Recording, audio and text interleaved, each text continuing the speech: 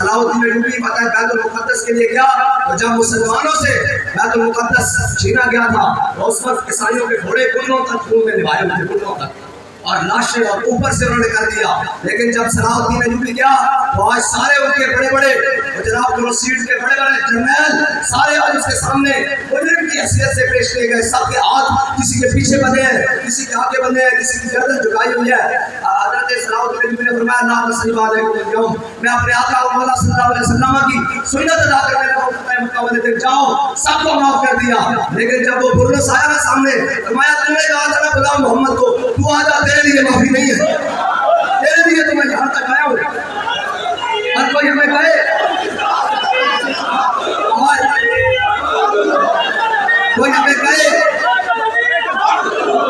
کوئی ہمیں کہے کہ جناب وہ سستا ہو گیا واپس چلے جائیں، میں نے کہا جھلیا اسی نامور سے رسالت واسطے بیٹھتا ہے، باقی ساری باتیں تو پیچھے ہیں۔ اس کام کے لیے ہم یہاں تک آئے ہیں، انشاءاللہ وہ کام بھی کروا رہے ہیں انشاءاللہ۔ اور حضرت صلاح الدین کہتے ہیں جب عیسائیوں کی فوجیں بیت المقدس میں داخل ہوئی فلسطین میں، یروشلم میں، تو ان کے گھوڑوں کے گھٹنے خون تک ڈوبے ہوئے تھے، اتنا خون بہایا انہوں نے مسلمانوں کا۔ لیکن صلاح الدین ایوبی جب آیا تو سب کے لیے معافی کا اعلان کیا، اور جب داخل ہو رہا تھا بیت المقدس میں تو مسلمانوں کی ماؤں نے، بیٹیوں نے اپنے سر سے دوپٹے اتار کر صلاح الدین کے جناب ایوبی کے ایسے دف بجاتے ہوئے جیسے تلوار بندو علینا پڑتا ہے حضور کی آمد پر کہ آج حضور کا غلام آیا ہے، پھر اسلام کا جھنڈا لے کر بیت المقدس میں انہوں نے اپنے سر کے دوپٹے اتار کر جناب صلاح الدین ایوبی کے گھوڑے کے پاؤں کے نیچے پھینکے اور استقبال کے لیے۔ تو صلاح الدین ایوبی جیسے لگامیں کھینچ ہوئی اور دوپٹہ پکڑا واپس اور ایسے چوم کے کہنے لگا ان کی عزت ہے تو ہم اور بڑھانے کے لیے آئے ہیں، پاؤں کے نیچے روندنے کے لیے نہیں آئے ہیں۔ یا اللہ ہمیں کوئی عافیہ صدیقی کے لیے صلاح الدین ایوبی جیسا یا اللہ کوئی صلاح الدین ایوبی جیسا نشین عطا فرما، جو امت مسلمہ کے لیے اتنی غیرت عطا فرما، اور جو امت کی بیٹیوں اور ماؤں کے لیے اتنی غیرت رکھے۔ ناموس رسالت کا کام پہلے کیا، برنس کا سر پہلے اتارا، اور ایسے نہیں اتارا، تاریخ میں بڑی مزدار بات لکھی ہوئی ہے۔ جب برنس سامنے لایا نا فرمایا اس کے ہاتھ کھول دو، اس کے ہاتھ کھولے ڈھیلے کیے، فرمایا پوری فوج کو بلاؤ اور پوری فوج اس پر تھوکے۔ جب وہ پورا تھوکوں سے نہا گیا تو کہا اس کا سر گرم کر دو۔ یہ ہے تاریخ، یہ ہے بڑے بڑوں کی بات۔ ہاں فلسطین اسی وقت وہ آدمی ہی پتہ کر سکتا ہے اور وہ شخص ہی اس کے اندر ناموس سے جناب اسلام کا پرچم لہرا سکتا ہے جو پہلے ناموس سے رسالت پر پہنا دے گا۔ ہاں صلاح الدین ایوبی اس لفظ سے کیا تھا کہ اس نے حاجیوں کے قافلے کو کہا تھا دلوری علی محمد، بلاؤ اپنے نبی کو، کہاں ہے تمہارے نبی؟ تو صلاح الدین ایوبی نے کہا دیکھ میں حضور کا راج بن کر آیا ہوں، حضور نے اپنے غلام کو چنا ہے، اب بتا صاحب سے کہا معاف کر دو۔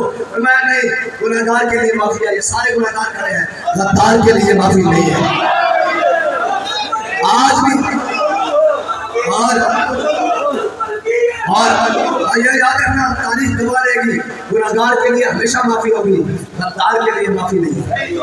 ہاں جب جو احمد شاہ ابدالی کی جنگ ہوئی نا مرہٹوں کے ساتھ، احمد شاہ ابدالی نے ابراہیم قادری کو پیغام بھیجا، اس نے کہا دیکھ یہ بغیر اسلام کی جنگ ہے، آجا ہماری طرف، بے شک ان کی طرف سے نہ لڑ، ہتھیار پیچھے کر لے، ان کی طرف سے نہ ہماری طرف سے لڑ، اگر نہیں لڑنا تو ہمارے پاس آجا۔ اس نے کہا نہیں میں نے مرہٹوں کا نمک کھایا ہے، اور مرہٹوں کے پاس بڑی فوج تھی لیکن اللہ کی شان یہ غازی ہے تیرے پرسرار بندے جنہیں تو نے بخشا ہے آپ کے بھلائی، دونوں میں کی ٹھوکر سے سہارا آئی، سمٹ کر پہاڑ بڑی حیبت سے لائی، اور تو عالم سے کرتی ہے بے گانا دل کو، عجب چیز ہے لذت آشنائی۔ پوچھتے ہیں جی کراچی سے چلے ہیں جہاں تک کون آپ کو فنڈ دے رہا ہے؟ میں نے کہا تو عالم سے کرتی ہے۔ اور چلے ہو ایک بیانیت ہے کہ پسند وجہ نہیں آ رہا ہے، ایک جذبہ ایمانی کی وجہ ہے، تو عالم سے کرتی ہے بے گانا دل کو، عجب چیز ہے لذت آشنائی۔ اللہ تعالیٰ نے احمد شاہ ابدالی کو مرہٹوں کے مقابلے میں فتح دے دی، ابراہیم قادری بھی گرفتار ہو کے سامنے آ گیا احمد شاہ ابدالی کے۔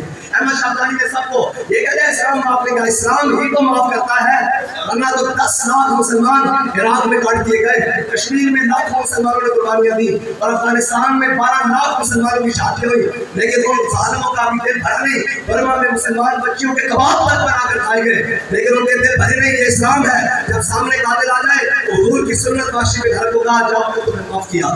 جاؤ معاف کیا. آج وہ سارے آ رہے تھے انہوں نے حضور کے اوپر روجنیاں بھی پھینکی, حضور کو ہجرت پہ منع کیا.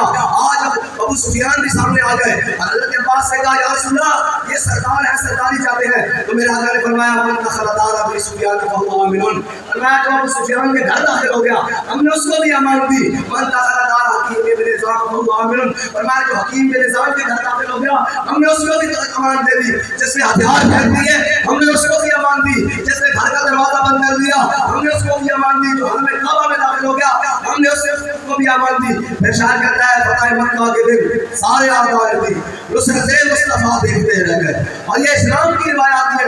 ابھی جب کابل میں وہ جناب طالبان آ رہے تھے لوگوں نے کہا اور مسلمانوں کا گلا کاٹیں گے, لیکن انہوں نے بھی اپنے نبی کی سنت کا پر عمل کیا.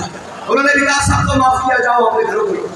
یہ حضور کا دین ہی کر سکتا ہے, ورنہ تو یہاں صرف ذات پر بات آ جائے تو ہر چیز کا بخشیا بھیڑ کے رکھ دیا جاتا ہے. ہاں ہماری صرف لڑائی اس سے ہے جو ہمارے آقا مولا کے بارے میں بات کرے گا, جو اسلام کے بارے میں بات کرے گا, جو مقدسات اسلام کے بارے میں بات کرے گا. باقی رہی ذات کی بات تو بابا جی فرماتے تھے جس کا دل چاہے ہماری گردن حاضر ہے یہاں سے